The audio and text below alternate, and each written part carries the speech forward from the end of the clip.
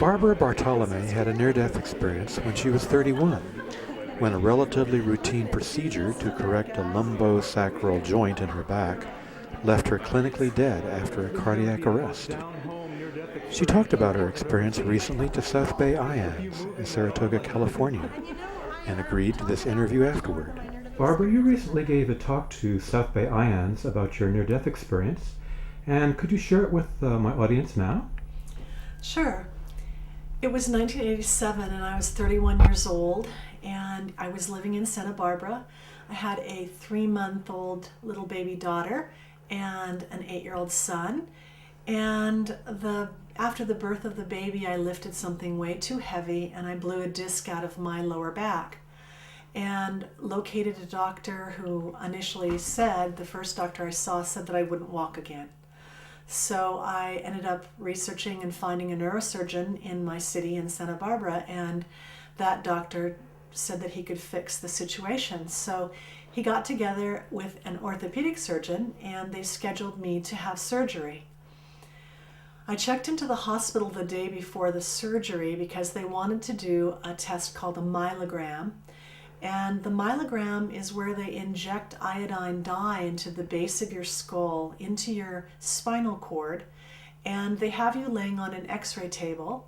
And I was laying on my back and looking up towards the ceiling. And then they tip the x-ray table and the dye with gravity flows down your spine and they x-ray the areas of your spine where they feel that there might be damage to your spinal cord. So that's what they were checking for, was damage to my spinal cord from the blown disc. The procedure was going along fine. They had just numbed then a local on my back of my neck. I wasn't under anesthesia, but what ended up happening was that they started tipping the x-ray table, and the individual who was tipping it was talking to the individual who was going to be actually taking the pictures of the area of the spine. He had a monitor in front of him and he was watching the progress. And so the two of them were distracted by talking to each other about outside interests. And the neurosurgeon was in the room and the orthopedic surgeon was in the room, and so was a nurse.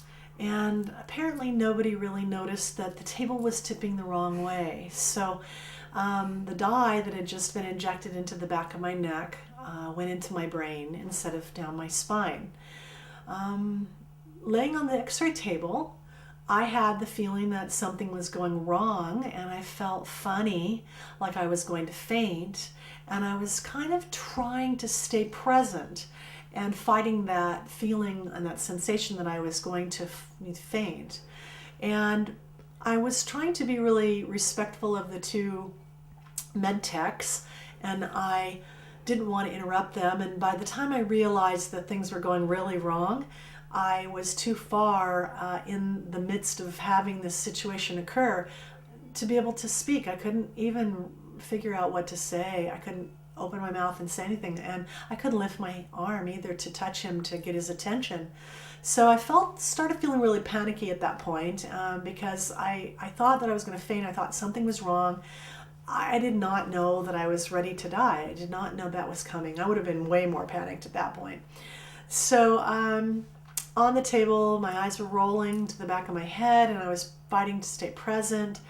And the very last thing that I saw was that I started hyperventilating, and the med tech that was standing next to the table, or the tech guy, x-ray tech, he noticed that, and he turned and leaned over the table and looked at my face, and then he leaned back to see where his finger was on the side of the x-ray table, and then his face went into this really scared, startled look that reflected to me that something was really wrong. Right at that point, I lost consciousness, and at that point, when I lost consciousness, I immediately found myself up on the ceiling, and I felt as though the ceiling was against the back of my head, and I was looking straight down at my body. My eyes were closed in my body, and the x-ray tech was calling code blue. So my first thought was, if I'm up here, on the ceiling, and my body's down there, and he's calling code blue that I must have died. There wasn't any panic up there. I had felt panic in my body. It was complete calm up above.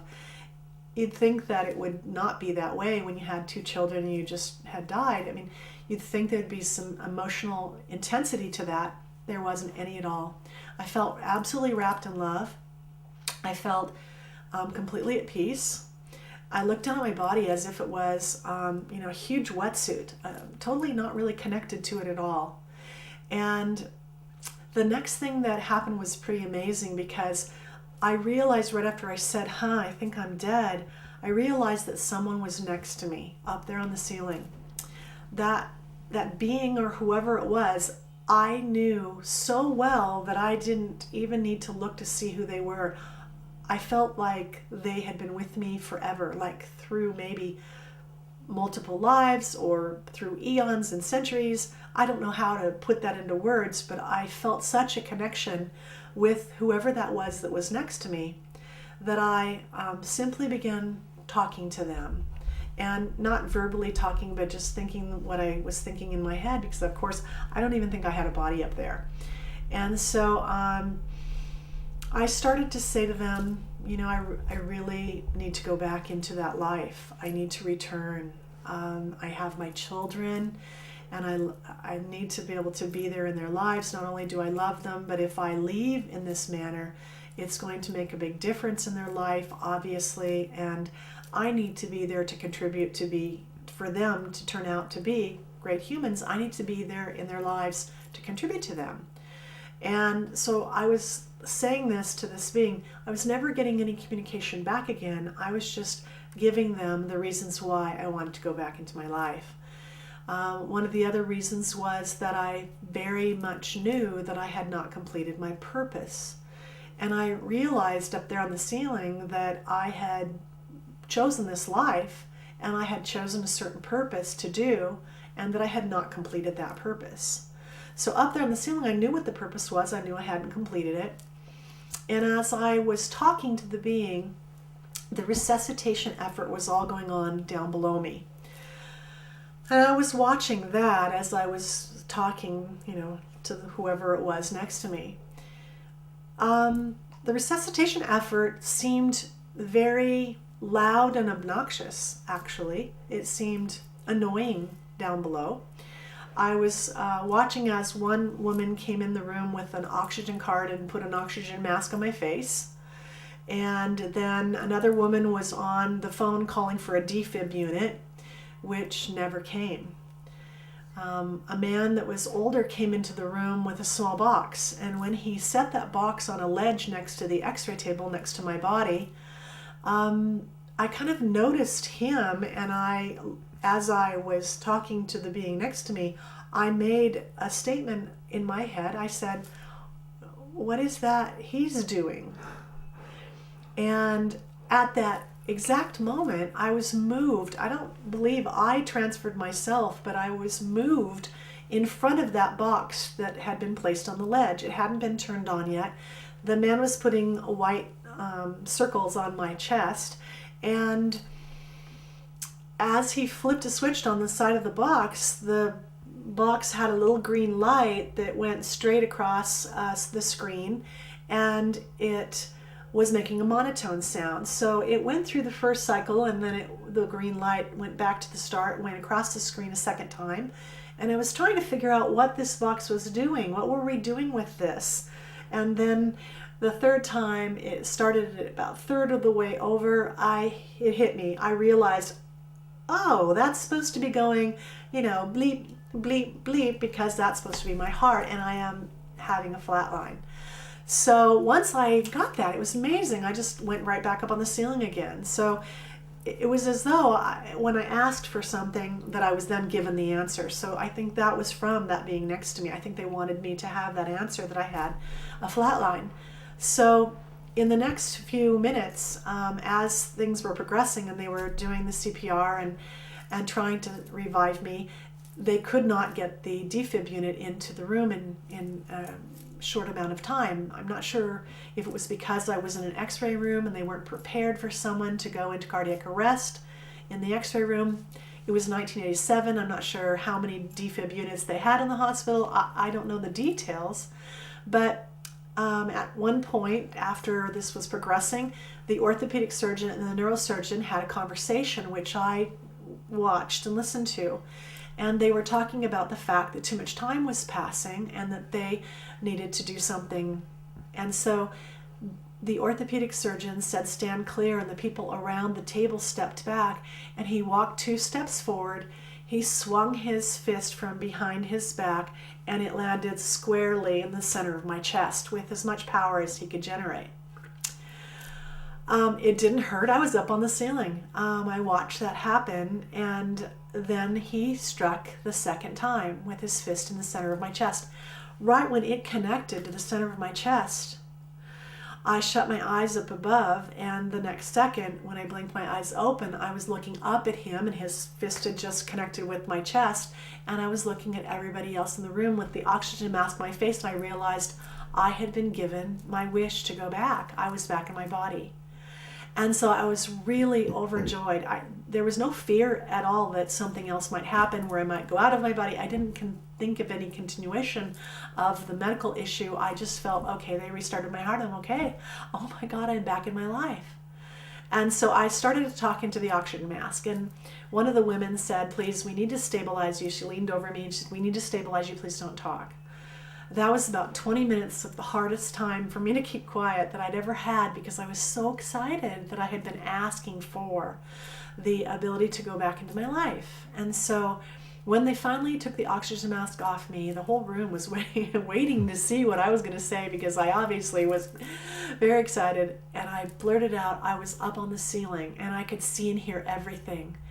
And the neurosurgeon, who was still present, said, "Oh, brother," in this really growly, deep voice.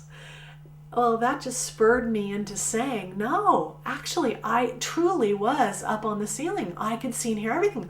She's the person who brought in the oxygen cart and connected to my face. And that man brought in the heart monitor, put it on the ledge, and I could see it flatlining and hear the monotone.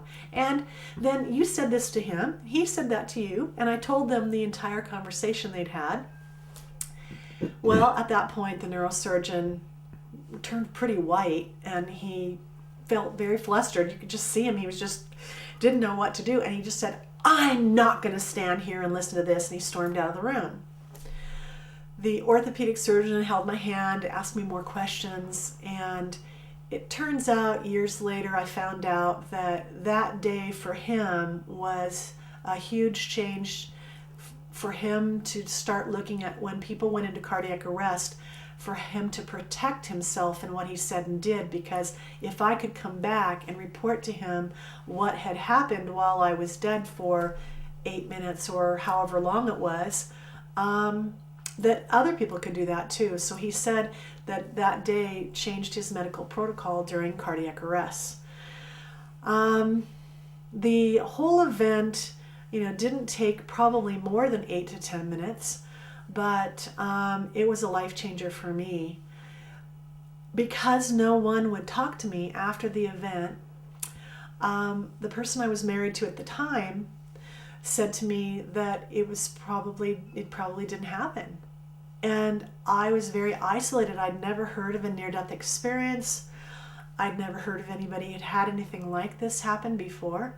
The physicians and the nurses and everyone who came into my room from the point of the surgery the next day all the way through 3 or 4 days of staying at the hospital, no one would talk to me. It was probably because of the liability that they felt over the situation, but for me it was very isolating. So I put that near-death experience into a box, which I didn't open for many years.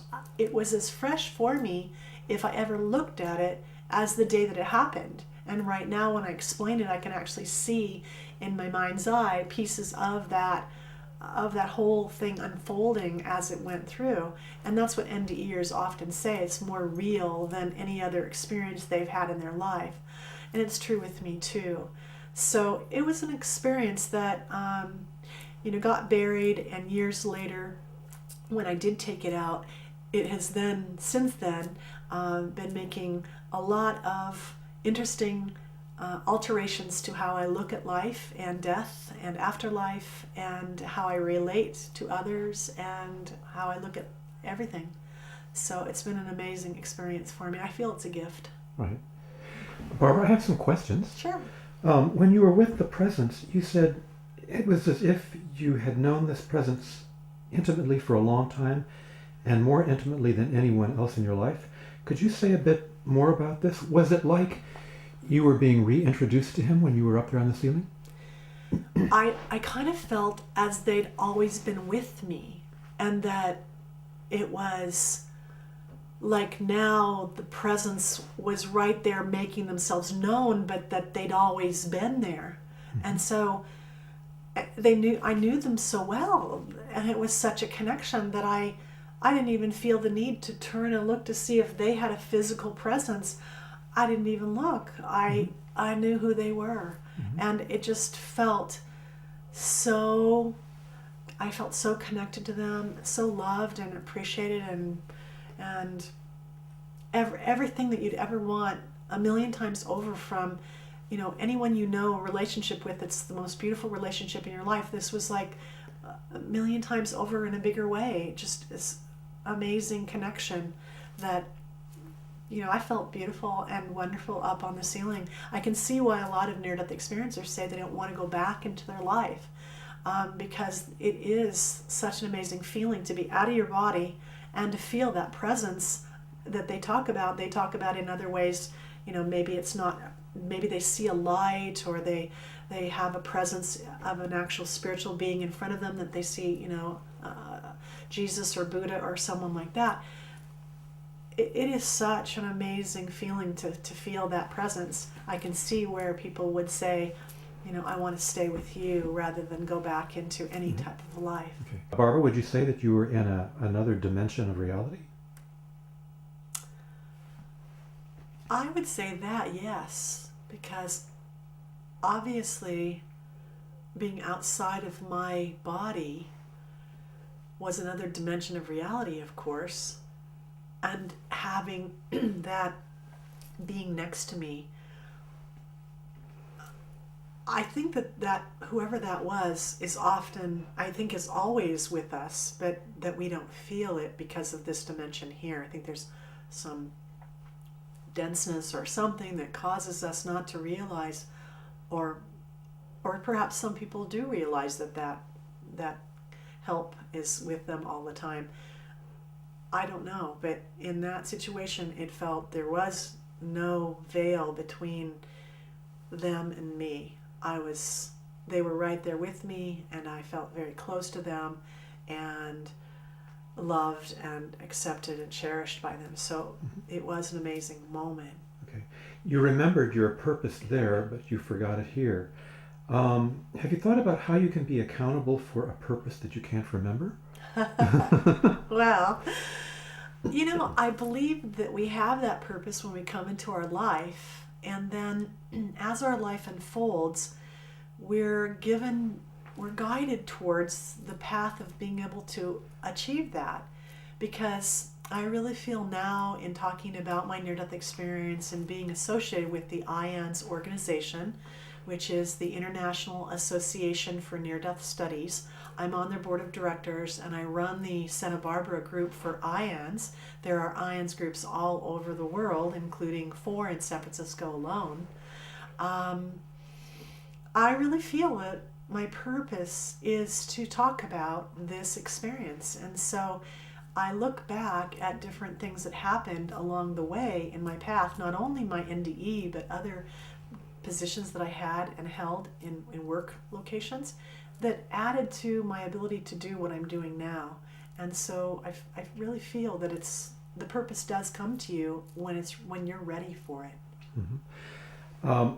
When you had this experience, you could see, but yet you didn't have the use of your eyes. So after all this time, have you thought about how that could have been possible? Sure, because your body is just a shell that your soul, your consciousness is inhabiting. They say that, we're not we're not the body, we're the soul. That's the most important part of us. And so when the soul, the consciousness went outside my body, I was able to see everything just as clearly and hear better than I could in my own body. Everything was amplified from the resuscitation effort down below. It was actually obnoxious how loud it was to me. So I believe that we have better hearing and sight and smell and taste, whatever. I mean, I don't even know if we have all of our senses or if we have other ones when we're outside of our body, but I really did notice that I felt that there was increased ability outside of my body than inside my body. Mm-hmm. Barbara, you've become involved in a video that you often give to people in hospice to help them care for people who are going through the dying process. Can you talk to us about this? Yeah, it's a medical NDE video that explains what an NDE is, and it also explains how to handle someone who presents with a near-death experience. And so it's meant for medical personnel, mental health personnel, caregivers, and hospice workers, so that they can help the person who reports an NDE to not only accept the fact that that just happened to them, but also perhaps investigate what it means to them and assimilate it into their life. And so that's opening the world to people's understanding of near-death experiences. Mm-hmm. So if I were to be asked to go to a hospice location or a grand rounds at a hospital, I would then train the people present on what an NDE is and how to deal with an NDE, person who reports an NDE. Mm-hmm. Now, your experience with your own doctors wasn't particularly helpful, was it? No, that's why I do what I do and why I feel that it's my purpose, is because that NDE resulted in no one talking to me about it. And of course it was in 1987, and we're a lot more open now. We've got movies out like Heaven is for Real, and another movie that's coming out in November of 2014 called If I Stay. And so those movies are opening the world up to the understanding of an NDE or an out-of-body experience. And as we move forward with that understanding and more people get on board with that, a tipping point will be reached. Mm-hmm. Why do you feel the doctors are so resistant to accepting the reality of this experience? Do you think it's willful ignorance? I think that it goes against their training, and they have so much worry about liability now and being sued that they either personally can't grasp it, or it just is something they just will not even look at. They are just stubborn and unable to take it in.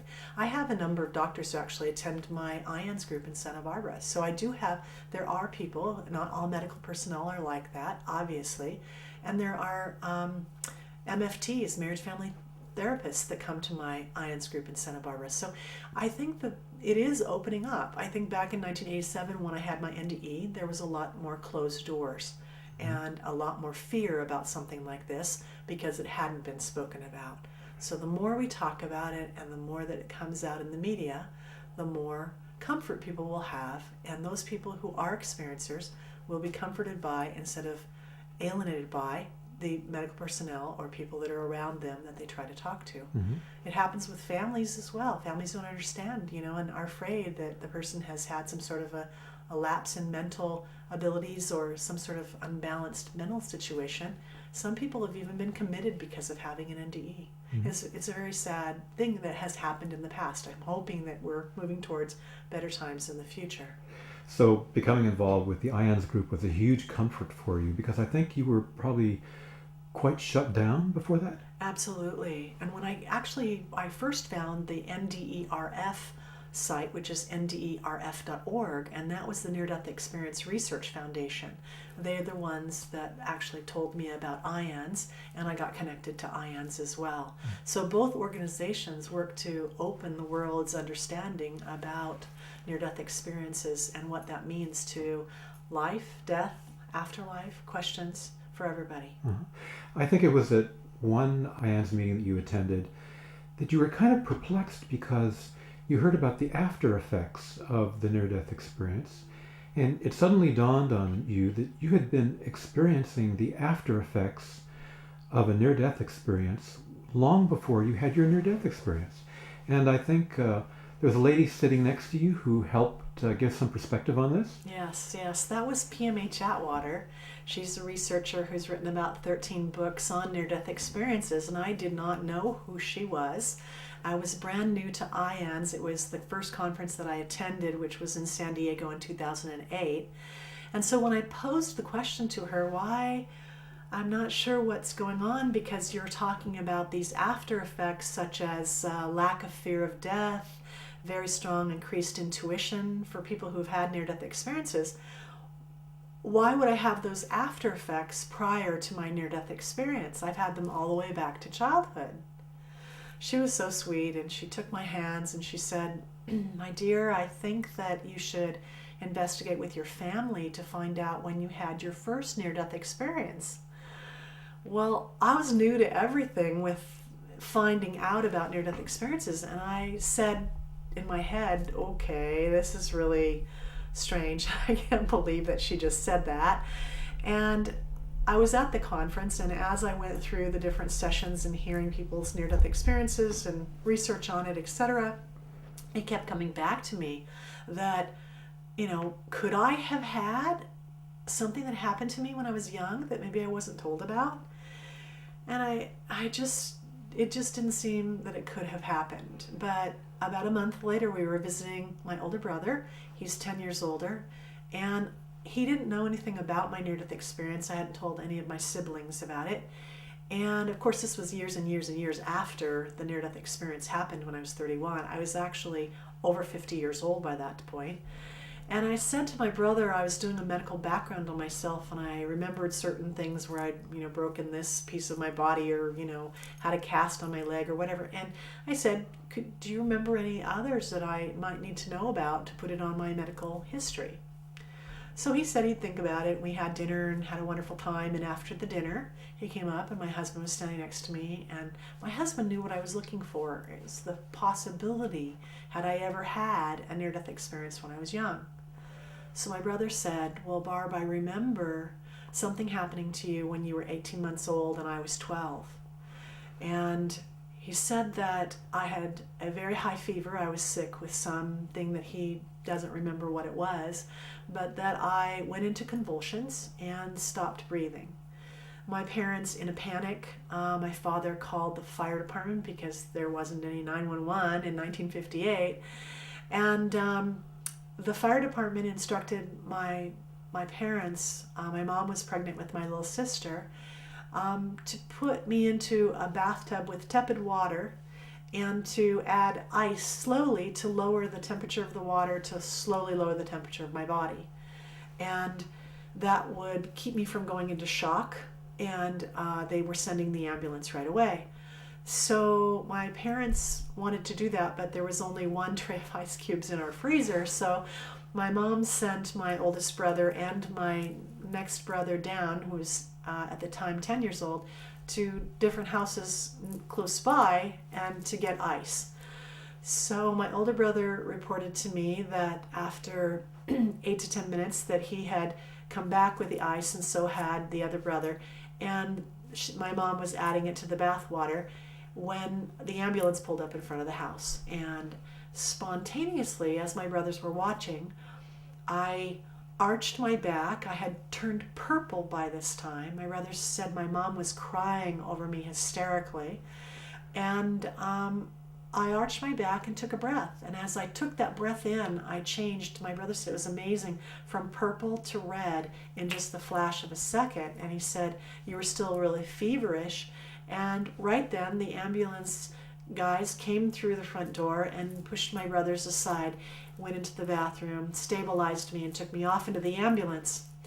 And so that is, as far as I can understand, the reason why I had the after effects all the way up prior to my second NDE at age 31, was because I probably had a first NDE when I was 18 months old. Uh-huh. I'm assuming that from the story that he told me.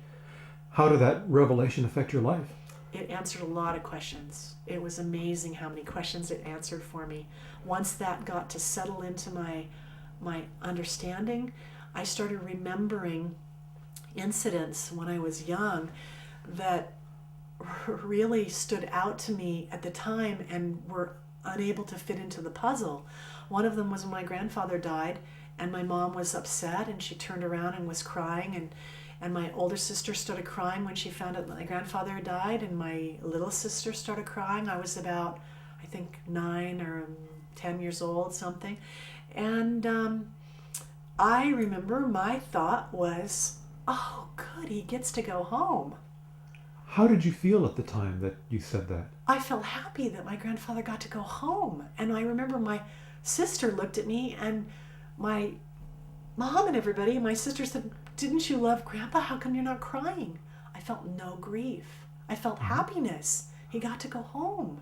And that was this innocent child and understanding of home on the other side that came through in that moment. But how did I justify that and understand why did I feel differently than my mom and my sister and how did that happen? Did you ever wonder about that? A lot of times. And that's why finding out about the first NDE was so critical for me, because it answered a lot of the questions. My parents never understood why I felt very connected to God. I had no religious upbringing other than being baptized when I was a baby. And so my parents never went to church, but yet I always felt very close to God, who could have been the person who was next to me up on the ceiling when I had my NDE. I don't know who that person was, but I'd always felt close to a being that I called my God. And my parents always thought that was very odd for me to be this child that raised in a family that had no Christianity really, and then I didn't feel connected to a religion. I didn't feel connected to a church. I went to all churches that any of my friends invited me to. I felt connected to a God. So it felt a straight up connection. And so it was very interesting for me to have all of those pieces fall into place. And as I was able to think about that, and after that revelation of finding out about that first NDE, then my childhood things that had seemed so out of place and seemed abnormal to me all felt comfortably normal. Right. Barbara, I have one last question. We're at the end of our interview. What last word would you like to give to the audience to put all of this into perspective? I feel that people really need this information because there's a lot of fear about death. Either your friend has died, or your grandmother's died, or you're facing death, you're terminally ill. People need to realize that perhaps getting to death is not going to be a great fun thing to do. No one wants to look forward to death. But you can look forward to what's on the other side. It is such a beautiful feeling. I feel that we have such an amazing experience awaiting us, and that we don't end. Our consciousness continues on. So even though we shed that wetsuit of a body, you have a beautiful outcome awaiting you after the point of death. So don't fear it. Look forward to it. Change your life to also include a lot of love and a lot of helping others and focusing on good things, because those people who've had a near-death experience and gone beyond mine, that had a life review, often report that they feel what the other person felt when they were dealing with people throughout their life. So I think that all of us should kind of aim towards a good life review. So do good things. Go out there and have a happy life. Enjoy it. Enjoy every day, and find ways to be happy, because that's what we're here for. That's what our experience is for. Barbara, I'd like to thank you so much for this interview. Thank you.